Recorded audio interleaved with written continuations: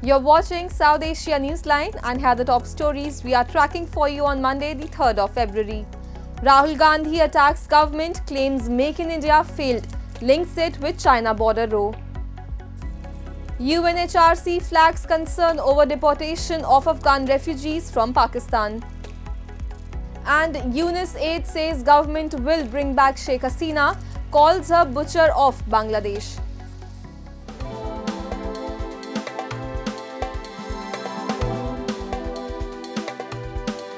And now for all the details, the Parliament on Monday witnessed a heated exchange of words as the lower house convened for the first time after the President's address and budget presentation. A report. Parliament on Monday witnessed a heated exchange between the opposition and the Treasury benches as the Lok Sabha debated the motion of thanks on the President's address. Addressing the House, Leader of Opposition Rahul Gandhi criticized the President's speech, calling it a mere laundry list of the government's achievements. Taking a swipe at the government, Gandhi said the Prime Minister's Make in India initiative was well-intentioned but failed, ceding production to China. Linking Make in India to the border dispute, he claimed Chinese forces intruded because the initiative had failed. Referring to the US President's inauguration ceremony, Gandhi alleged that India's foreign minister had travelled to the US multiple times to lobby for an invitation for the Prime Minister. His remarks sparked outrage from the Treasury benches, with Parliamentary Affairs Minister Kiren Rijiju accusing him of making baseless claims. The reason China is sitting inside this country is because Make in India has failed. The reason China is sitting inside this country is because India is refusing to produce.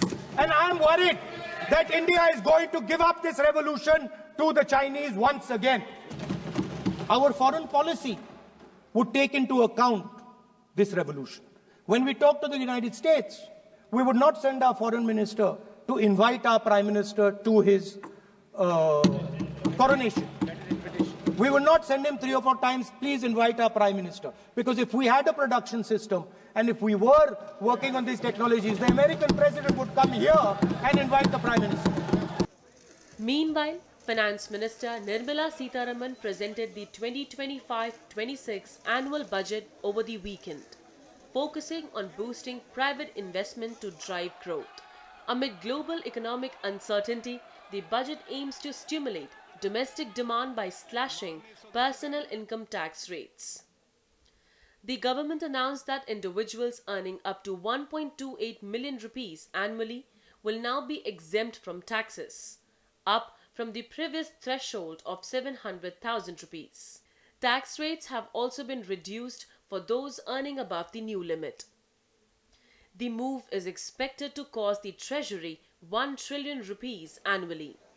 Prime Minister Modi hailed the budget as a game changer for India's progress, calling it a budget of aspirations for 1.4 billion Indians. However, the opposition dismissed it, with Rahul Gandhi describing it as a band-aid for bullet wounds.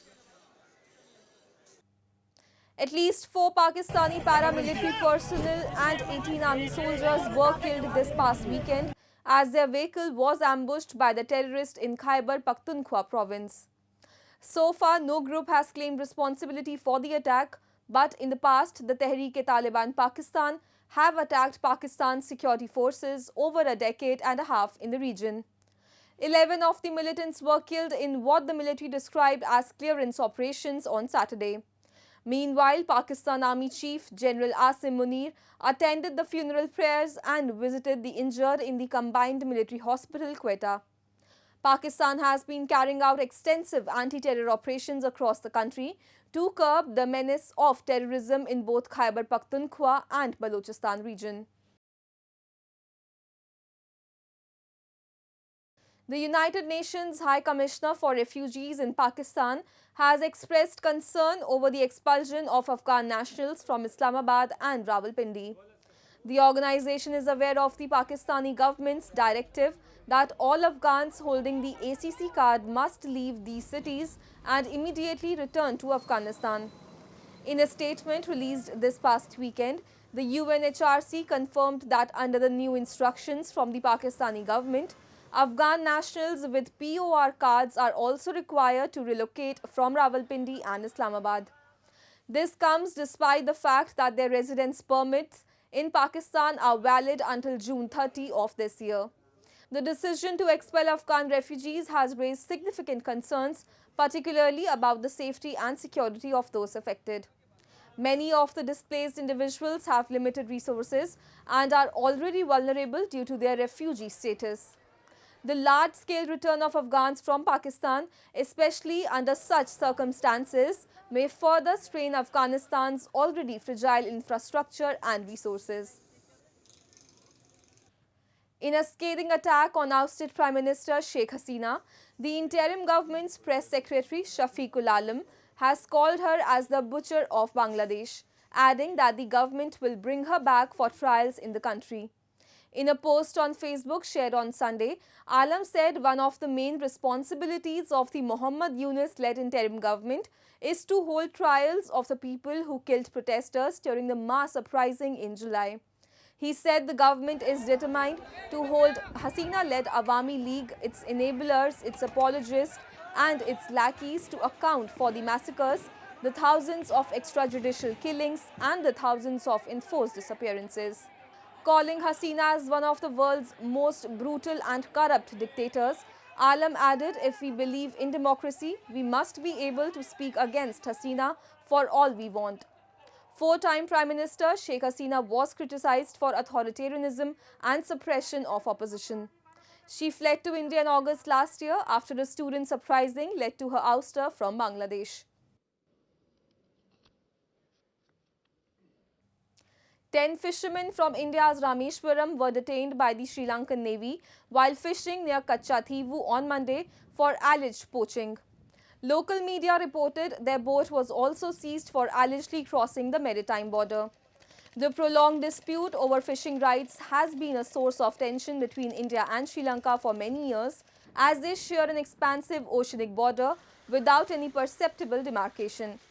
Fishermen from both sides frequently stray into each other's territory while netting their catch and end up spending years in jails. Last year alone, over 530 Indian fishermen were arrested. As people across Nepal and India celebrated Basant Panchami, devotion and tradition took center stage with prayers to Goddess Saraswati, symbolizing the arrival of spring and the pursuit of knowledge. Take a look. Scores of people on Monday prayed to Goddess Saraswati at the historic Swayambhunath temple in Nepal's Kathmandu to celebrate Basant Panchami, which marks the beginning of the spring season. The walls and edges of the temple were filled with names and scribbles as adults and children alike, some guided by their parents, wrote on them. The day of Basant Panchami in Nepal is considered an auspicious day to make a fresh start to know the alphabets. Basant Panchami is also called the Saraswati Puja in Nepal, following the religious belief that if students worship Saraswati, the goddess of wisdom, knowledge and the arts, they will get success in their studies. Saraswati मन्दिरमा चाहिँ आज विशेष सरस्वती देवीको पूजा आराधना गरिन्छ। त्यो विद्यागीत ध्वनि को हुनाले अब बच्चाहरूलाई पनि यसो मन्दिरमा ल्याएर बच्चाहरूलाई पनि ज्ञान बढोस्, विद्यागत ध्वनि हुनाले बच्चाहरूलाई पनि हामीहरूलाई पनि सबैलाई हिन्दू धर्मग्रन्थ अनुसार हामी चलन चलीमा आएको यो यस्तै ज्ञान बुद्धि विवेक बढोस् भन्ने हिसाबले नै हामीले बच्चाहरूलाई पनि ल्याए। हामी पनि आएर हामी सरस्वती माताको दर्शन गर्न आएको हौँ।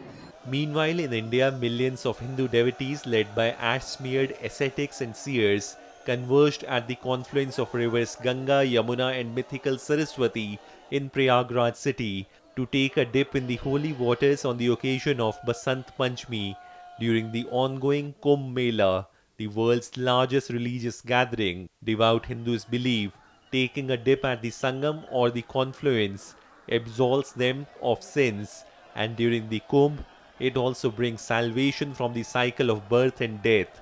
The 6-week-long Kumbh festival, held every 12 years, is expected to draw some 400 million devotees in 2025, officials estimate. I've been to Haridwar, to Mahakumbh, but taking this Snan today, Shaisnan Basant Panchami with Sadhu Baba, to me is beautiful. Because I love Indian culture. I'm taking photos of sadhus for 16, 18 years. But today, no photos, just Nan, and just enjoy Maganga or Yamuna or Saraswati, Nadi Darshan, it's beautiful. That's all in tonight's edition. We will see you same time tomorrow. Good night.